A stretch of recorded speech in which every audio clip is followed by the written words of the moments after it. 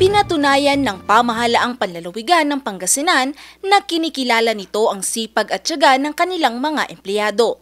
Isa rito si Nanay Priscilla, 64 na taong gulang at mahigit 30 dekada ng nanunungkulan sa Provincial Accounting Office. Sa halos buong buhay nitong pagtatrabaho sa pamahalaang panlalawigan, ni hindi man lang nito naranasang ma-promote sa trabaho. Malaking bagay din daw ito para sa kanyang pensyon, lalo pat 1 taon na lang magre-retiro na ito.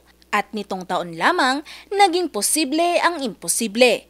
Ngayon kasi, siya ay na-promote bilang Administrative Assistant 3. Dahil dito, hindi napigilan ni Nanay Priscilla na maging emosyonal. Hindi ko pa akalain na ako po ay mapupromote pa actually.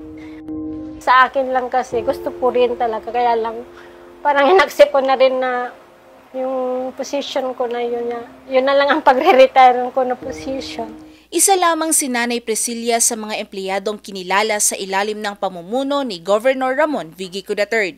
Ayon sa mga empleyado, hindi lamang leader si Governor Gico, kundi isa ring taga-suporta ng kanilang paglago sa serbisyo publiko.